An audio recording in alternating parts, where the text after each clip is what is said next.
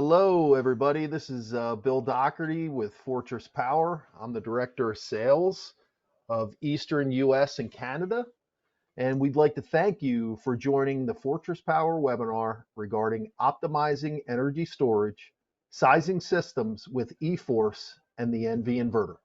So a couple things here. This is a new tool for Fortress Power, so we're really excited about it.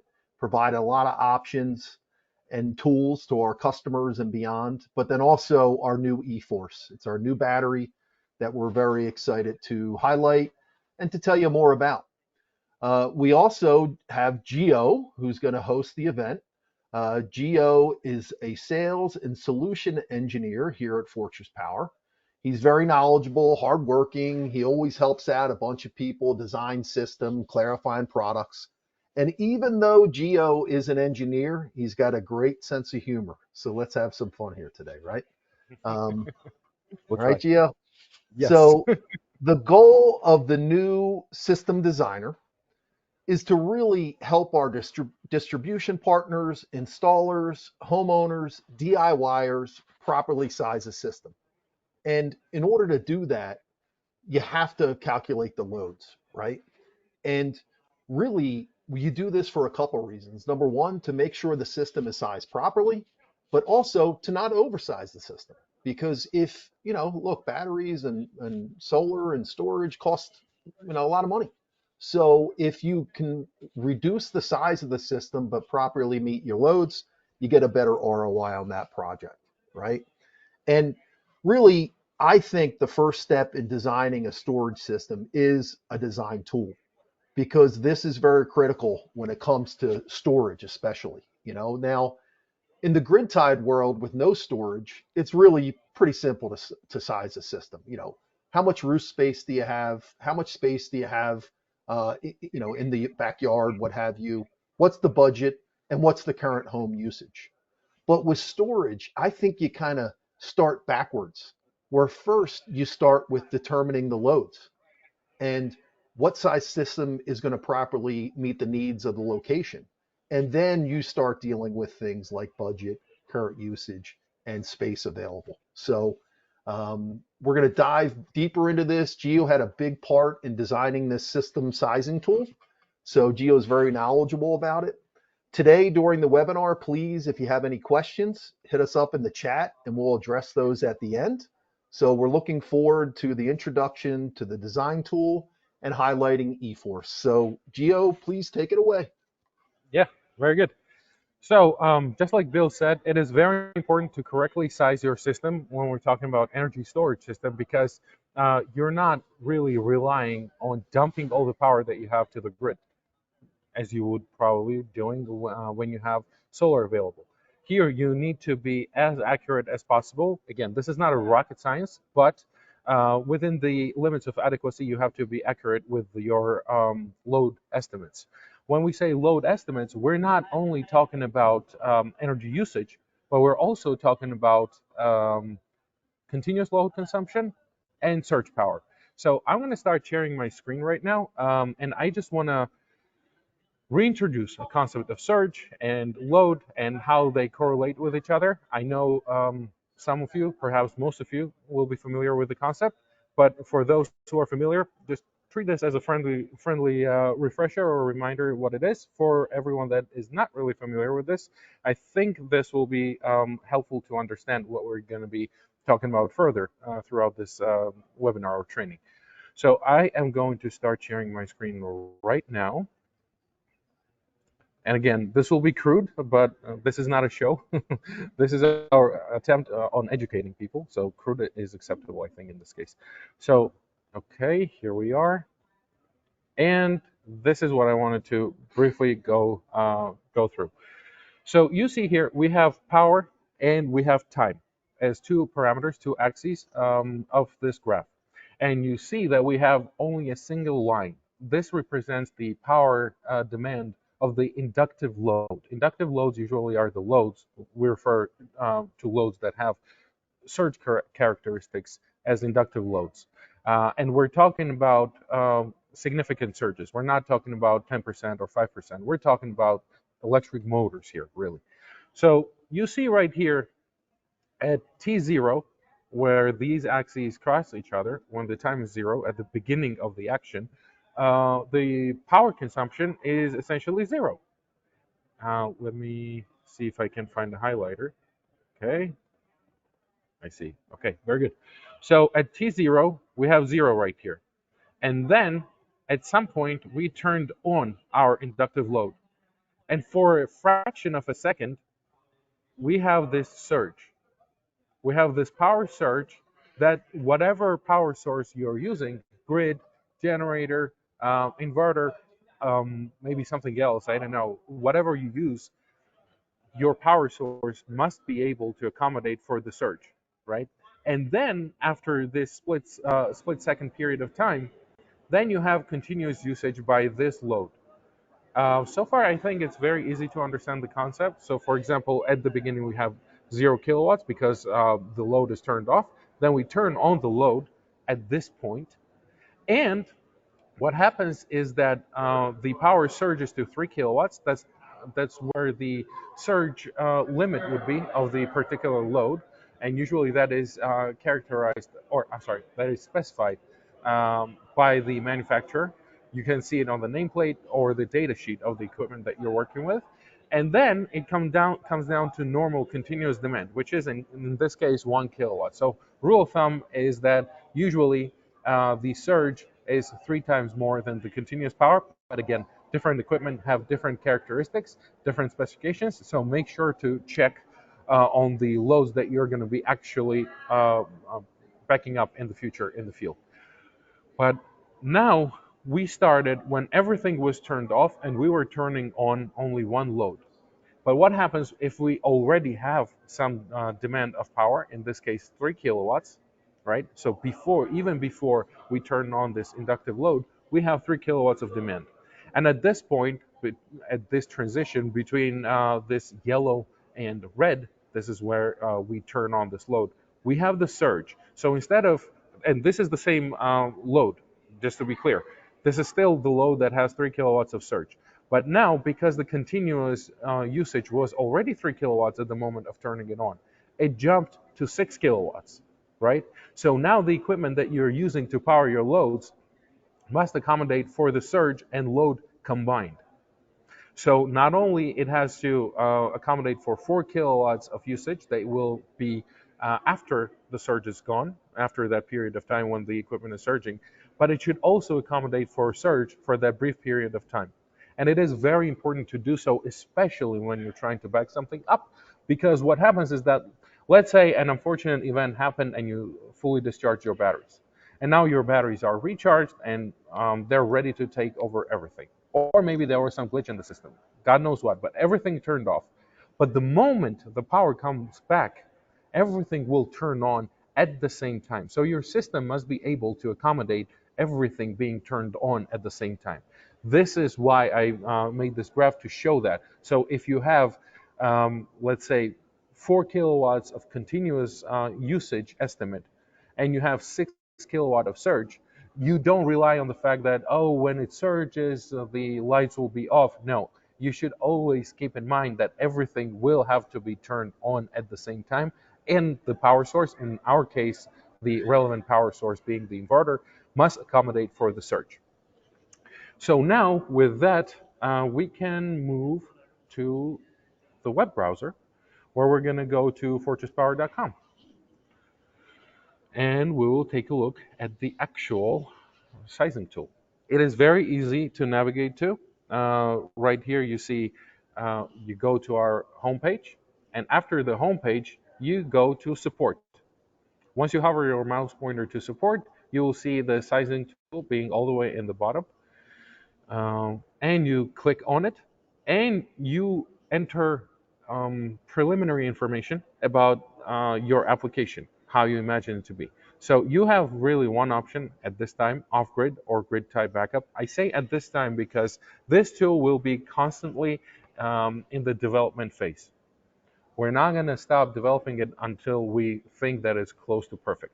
So right now, this is the first stable, good working iteration of the sizing tool, but later down the road, it's going to become more useful and it will accommodate for other usage cases as well, and maybe have additional features. But for now, it really allows you to estimate the load usage really well. So we enter off-grid or grid-type backup. Grid-type backup being off-grid but temporarily, off-grid being off-grid permanently. There will never be grid available. So we select this, and then we go for days of autonomy. And you see, we go up to 7 days. Usually, if you're designing system for off-grid application, the industry standard has been 3 days of autonomy. But where you are geographically, i.e., how much PV power you have available daily, and whether or not you have a generator, how much you're willing to use that generator can alter that 3 day period of time and reduce it to, for example, 2 days. If you're just trying to have grid backup, so when the grid is unavailable, your loads become available. 1 day should be enough. If you're targeting a shorter period of time, you're going to do simple proportion. For example, if you estimate that for 24 hours, you're going to need, let's say, 20 kilowatt hours of energy, right? For if you're looking for 12 hours of backup, you're going to divide that 20 kilowatt hours by 2 because 12 hours is half of the day. So half of the energy usage will be needed for 12 hours. Split phase or 208. Yes, that's correct. So you can use this tool to estimate load energy and load power demand, not only for residential applications, but also for small commercial applications. Because as you might know, our ENVY inverters not only work with split phase service, but they also work with 208, 120, three phase, and star configuration. So you can do the estimates there too, but it will only allow you to do that with 6 inverters. If you need more than 6 inverters, it is time for you to look at our commercial offerings, namely eSpire Mini, that also does three phase 208, 120, but it's purpose built for three phase applications and for commercial usage. And the design tool that is applicable to it is way more sophisticated than what you're looking at here, because in that case, it is more of an business investment rather than just satisfying someone's energy needs. So, installation location, indoor installation or outdoor installation or partially indoor installation. The reason why we have this here is because some of our products can work both indoors and outdoors. For example, eFlex Max. Some products, they only work indoors. That will be eVolt Max. So you need to know where you're going to be installing the system. And again, you can change the plans later, but for the purpose of the recommendation that you, not recommendation, but suggestion of the product at the end, it is important that you specify where the installation will take place, outdoors or indoors. In our case, let's go for indoor installation. Let's go for 1 day of autonomy and split phase. So we click next, and here we start specifying the loads. So I'm going to go with the essentials here. So Energy Star refrigerator, top freezer, yes, makes sense. I mean, a lot of people have such a refrigerator, and you'll already have running watts here entered. So 1,330, that's the continuous demand. You have surge watts, 3,990, which is incidentally 3 times as much as the running watts, and hours per day. So for how many hours this is going to be used? Well, let's say it's going to be used for 12 hours. Next, microwave, regular 1,000 watt microwave. And here also, I can show you that you can alter the parameters. So for example, if your microwave is 1,100, this is what you're going to enter. So these entries are not final. You can adjust them and change them based on what kind of equipment you're running. If your Energy Star refrigerator has running watts of 2,000, you can enter 2,000 here. And if it has surge watts of, I don't know, 6,000, you can enter 6,000 here. So these numbers are not final. You can adjust them. Dehumidifier, probably not the first thing that you're going to run when the power is unavailable, but you might want to run your well pump. So let's see, well pump. say half horsepower. It already has the numbers populated. 4 hours per day, sounds reasonable. Um, Waffle iron, no, probably not that, but you would want to run your lights. So I have LED bulbs, 100 watts. That's all I have in my home. So let's say I'm going to be backing up 15 of them. And you see how the quantity, when it's adjusted, it adjusts the energy figures and surge and load, right? So once I start increasing the quantity right here, everything increases with it. So it already takes into consideration the fact that you are going to have more loads. Then what else could we run? So we have Energy Star refrigerator, we have microwave, we have LED. Oh, maybe we want to run a Wi-Fi router. So router, okay, and LED 4K Ultra HD. Yes, the TV, always good. You can also add a custom entry right here, another row of loads. In this case, I'm going to skip it, but in the custom entry, again, you type in whatever you're looking for. Let's say, I know, computer. Oh, I'm sorry. You can look up from the list for these, the ones that have arrows. For customer entry, you're going to name it whatever you want. So let's say 3D printer. And let's say I have one 3D printer. It uses 1000 watts and has no surge. But even if it has no surge, I'm still gonna enter 1000 here, the same as running watts. Reason being, again, this. So it doesn't have surge watts, but the surge should be accommodated with the continuous usage. So whatever your inverter is supposed to back up is surge plus continuous usage. And that's why you have surge watts here written already, even if the load is not inductive. It's just in such case, the running watts is equal to the surge watts. If the load is inductive, for example, well pump, which has an electric motor with a lot of surge, you already see that surge watts is different from the running watts.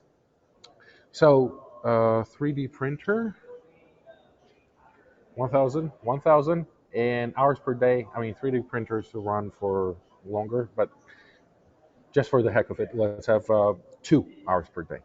So we have continuous load demand of 4.9, surge of 10.5, and energy usage of 26.1 kilowatt hours. So my inverter should be able to deliver 10.5 kilowatts of surge. It should be able to continuously deliver 4.9 kilowatts of power output, and I must have battery bank that will deliver 26.1 kilowatt hours without deeply discharging. Or in our case, we always recommend to have 20% of reserve in your battery. So 80% of my battery bank should be able to deliver 26.1 kilowatt hours. But again, this is for 24 hours. If I want to back up these loads with these characteristics for, let's say, 12 hours, then instead of 26.1, it's going to be 13 kilowatt hours. For 8 hours, it will be the third of this, which would be around, I want to say, 8.7. Yeah, something like, yeah, 8.7 actually. Yeah, I'm right. So 8.7 kilowatt hours. So you will have to make an eventual decision, but the tool will recommend you the product that can really allow you to back up these loads. So, for example, the first configuration, eFlex Max with ENVY True 12, yes, you have available kilowatts of 12, available kilowatts of 32, usage kilowatt hour of 32. View the system specs, and you go to this page where you see product specifications. For example, view product right here for eFlex Max,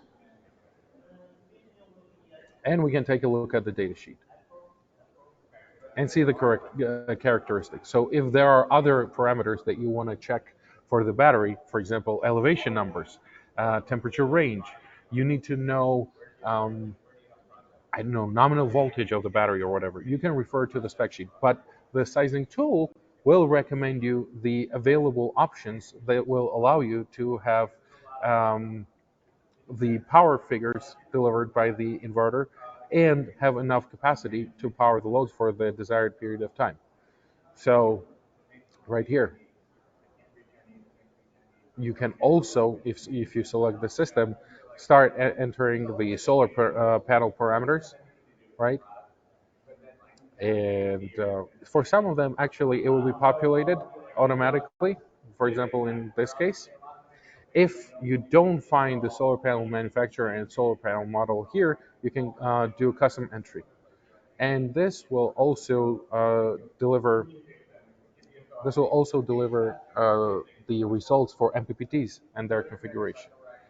So here, you also see a small disclaimer. The first MPPT of the ENVY can support up to 2 strings of PV panels. If 2 strings are connected to the first MPPT of the 12K inverter, both strings must be identical.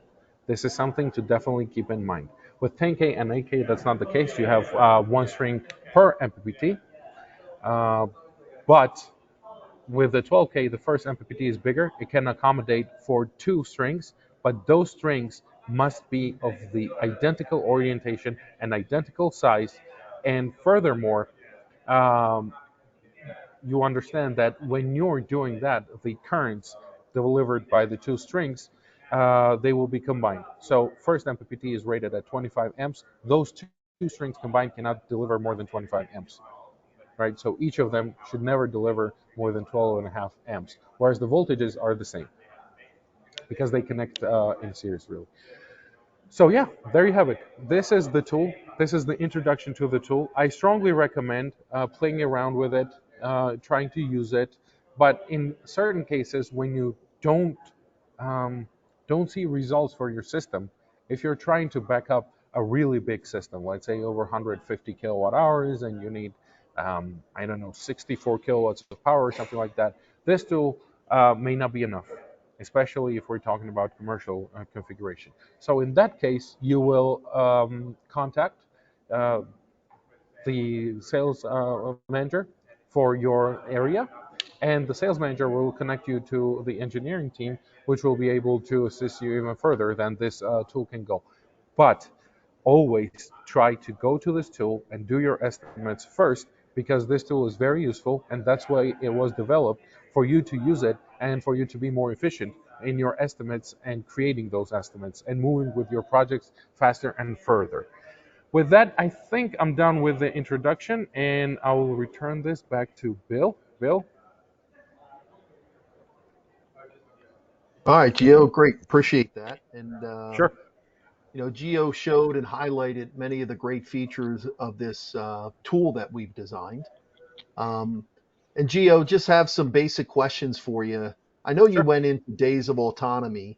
Can you dig a little deeper on days of autonomy to assist maybe some of the homeowners and the DIYers out there on why days of autonomy is so important? Well, the days of autonomy is so important because really, if you don't have a generator, the batteries are your last line of defense. If you have a generator, yes, then the generator will kick in and support the loads. But um, really, when you design your system, you must estimate the size of the battery bank. The battery bank must be able to deliver power for significant and adequate period of time without any PV, without any generator power, without any grid. So if you're stuck with the battery and inverter only, days of autonomy means how many days you can of backup power and backup energy you can extract from your batteries with no power sources whatsoever. So if your PV panels are covered in snow in New England area, right? Days of autonomy matters because that's going to tell you how long your batteries are going to last. If your days of autonomy is zero point 0.5, your battery is only good for half a day. If your days of autonomy is 3, you can last for 3 days with your battery fully charged to empty and power all the loads that you have pre-selected to be backed up during a grid outage or in your off-grid application. And Gotcha. that days of autonomy matters because you will find yourself in the situation in New England when those PV panels are covered, or somewhere in the southeast when you have terrible storm and you need that power, you ran out of generator fuel. The battery is really the only thing that you have. Sure. Gotcha. And One of the questions is this tool available for Android or only on the web? It is available only on the web for now, but um, it is built in such a manner that if you access the tool with your mobile phone or tablet, the website will be restructured to fit your screen. It could be not as good as it is on the computer screen, but it will still work. But we don't have a separate app yet. Yep, Maybe gotcha. we'll have it in the future. We'll see. Yep, and as you mentioned, this is an ever-evolving tool, and we're always Yes. trying to improve it. So, feedback and questions regarding the functionality of it is critical going forward for improving the tool. Um, Yes. Absolutely. Geo, I know you highlighted split phase and three phase, and a lot of people, when I speak with them regarding Fortress Power products, they're not aware too often that actually the Envy, as you mentioned, does operate in 208 volt. So could you just touch base on that again, just to highlight the folks that the flexibility with Fortress Power products? Yes, absolutely. So again, just to re-emphasize, the three-phase service that the ENVY inverters can support is 208 120 three-phase. If you're going to try to back up or support 480 three-phase, it's not going to work. And you must have star configuration because sometimes people ask me, "Oh, what about Delta High Leg?" No, Delta High Leg you cannot have with our inverters. At least you cannot have pass-through of Delta High Leg. If you have high leg delta or stinker leg, three phases sometimes they call it, you can take those 240 volts and the neutral and have the pass through to your split phase or single phase load panel and backup for it. But exporting it could be problematic because you would introduce the imbalance. Now, for general, normal, standard, conventional applications of 208 and 120 with Envy, what happens is that you must have at least two inverters.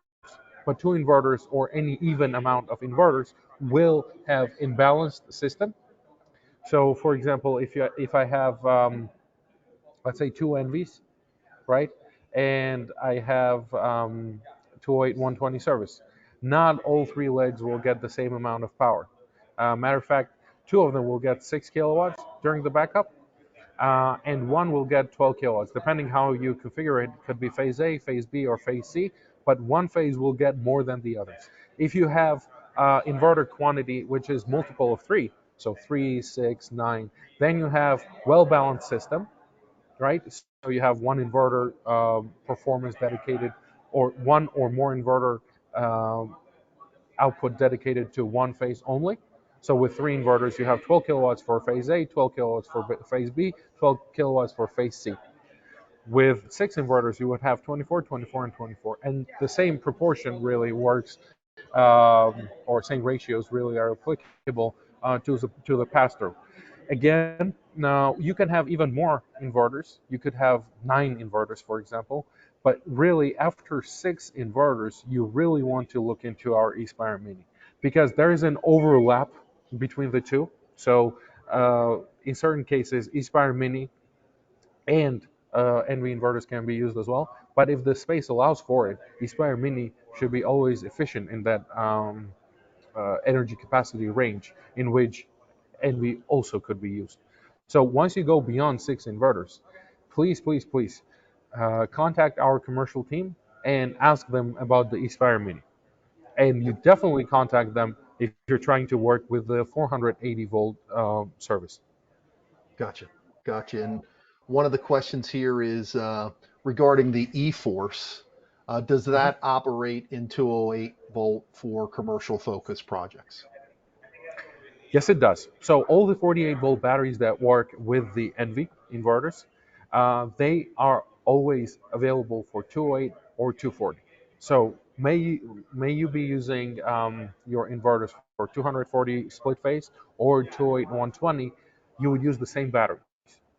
The Yep, only thing really that is distinguishing between the two, you have less flexibility with 208 120 in a sense that it is possible, although not very popular, to have the battery bank not shared between all the inverters, but for example, have two eForces per inverter. Let's say you use two inverters and you have four eForces, rather than having one battery bank combining all the eForces and the ENVY inverters. You would have two eForces connected to inverter one and two eForces connected to inverter two. So those inverters will not share the batteries between them. Each will have its own battery bank, smaller battery bank of two eForces, and they uh, really what they share is the AC side: generator combiner panel, load combiner panel, grid splitter panel, but they have their own PV each, and they have their own small battery bank each. With the 208-120, you must have um, a big bus bar between the inverters and the batteries, so that all inverters take power from a single bus bar. That's an important thing to keep in mind, because it is unacceptable for some batteries to drain quicker, and you in that case losing a phase rather than capacity. Yep, gotcha, gotcha. And this is more of a comment than a question because look, I've been in renewables and storage for about 15 years now, and oftentimes the most common issue that occurs with a system isn't the functionality of the products themselves, but it's actually the sizing of the system where the system is not operating properly. And Geo, you see this all the time where somebody will say, "Hey, I use 25,000 kilowatt hours a year, and I have a 3,000 square foot house. What do I need?" And again, If I had only it was mentioned that simple. right, right. And that's why you kind of have to start backwards, where you start with the running watts, the surge, the days of autonomy that you would like, the hours per day of loads being used.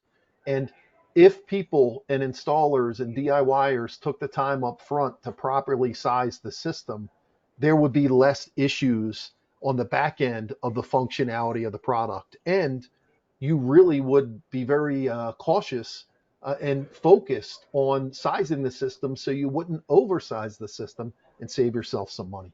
So that's just more of a comment than a than a question for you.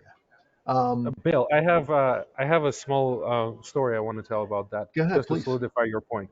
So some of you which are attending this webinar right now may have spoken with me before, and some of you may have even spoken to me over the phone when I started with the company as an applications engineer. So I was doing a lot of tech support initially. Now I don't do that anymore, but that's how I started with Fortress Power. So one day I received this call from an installer who shall remain nameless in this case, and the installer told me, "Okay, so I have Evo Max, and when I flush the toilet, we lost power to the home." It's like, you flushed the toilet and you lost power, like maybe a coincidence. Then I realized that it was actually the well pump that kicked in after he flushed the toilet.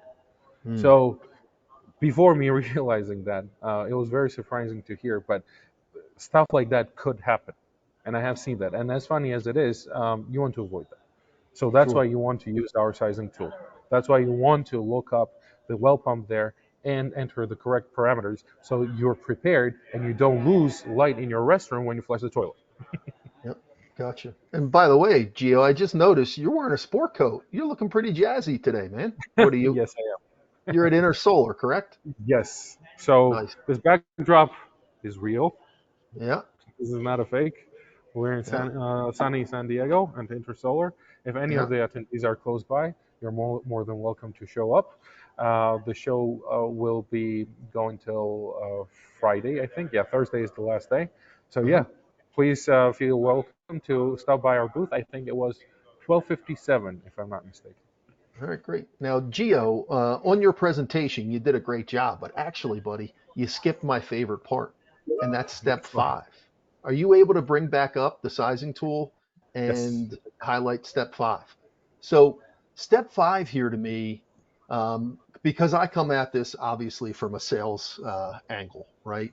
And not only is this tool great for homeowners, but it's great for and DIYers, but it's great for installers and distributors. So when they're sizing a system and they go through all these steps, they can actually then either PDF save or they can print out these results to go show it to a homeowner and say, look, I did the sizing tool and here are the results that came out and the suggestions that occurred. Um, and then this way, you can literally bring this to the homeowner and say, okay, look, here's the system parameters. Here's what we're looking for it to do. And with the ability to print this out or save it, you can email it, of course. But this helps protect installers. Because again, being in this industry for a long time, everyone knows and has gone through this before, where you properly size the loads and the system might not be operating in 2 years properly. And then you go back to the homeowner as an installer and you say, all right, let's troubleshoot the system. And then you realize, hold on, you added a hot tub to the loads. Of course, the system's not properly sized for that. And you can go back to this tool and you can say, look, these are the loads I calculated for you. This was the surge. This was the runtime. This was the demand. So it's really not only to visualize for your customers the results and what they are, but then also to protect you as an installer to designing the system to the needs and the requirements that that homeowner gave you or that business. So I think that is very critical in this process here. All right. Yes. Yeah, I'm going to show that right now, and since I'm showing that, I'm going to show other features too. You might have seen that on my screen when I was doing that. But Mhm. so, for example, we select the first system right here, Why don't you and select eForce, Geo? okay, yeah, let's select it first right here. Select this system. You can also see location information, and we have a resource that has temperature data, right? So you can enter here your location, your zip code. Let's say, I don't know, 06685. I'm sorry. Bridgeport. Yeah. I was visiting Bridgeport recently, so There you go. yeah. So this is your temperature information. So you can really use this to make a decision about, oh, should I insulate my system? Do I have to use a Durac? Do I want a heater? How useful the heater that is built in into the eForce will be, and so forth. So this is a cool thing to show. Um, Here, solar panel manufacturer. I went through the disclaimer, but Bill is right. So I'm going to select the very first one just to show you. So once you select this system, it doesn't really introduce any new lines or anything. This only shows you the relevant information. You can adjust this, and it also tells you how many modules you can have per string and how many strings you can have. And then when you tap or click View Results, it gives you the summary and it gives you that disclaimer. And then this is what Bill was referring to. Print results. Click this, and it generates this document, essentially the summary of your design, or design specifications, really. And then you can select a printer or save it as PDF for future reference. But yeah, this is something that Bill was referring to, and this is something very useful. And Bill is right. I should have really showed this before, but yeah, here it is Ah, now. no, all good, Geo. In fact, sometimes highlighting a feature like this makes it more emphasized. And Yes. look, coming at this from a sales angle, of course, that's always what I'm thinking of, making it easier for our installers to present and sell more projects. And that's one of the reasons why we give you various options. And also, we recommend that you use our ENVY with our Guardian and our battery solutions for one hand to shake and one ESS solutions to minimize that tech support challenges. All right. So, you know, Fortress Power, we're excited about the sizing tool. We're excited about simplifying features and projects and opportunities for our installer, distributor, DIY partners. We're excited also about the eForce, stackable, outdoor rated, 48-volt solution that has a built-in heater. So keep that in mind. We got a lot of webinars happening about eForce as well. So you can go to fortresspower.com, check out our upcoming webinars. We've already done a bunch regarding eForce, and we're doing more going forward. So take the time to check out that new eForce that really streamlines the installation process in a slick system that looks good either on the wall, indoor or outdoor. So a lot of flexibility there. Um, so at this point, Gio, I hope you enjoy the rest of InterSolar. I really appreciate your knowledge and your participation. And at Thank this you. point, we're going to sign off. And hey, today's a great day for storage at Fortress Power. Very good. Thank you, Bill. Thank you for the opportunity. Thank you for the great questions. And yeah, we'll see you soon once I'm done with the Intersolar. All right. Thank you. Thanks. Bye, everyone.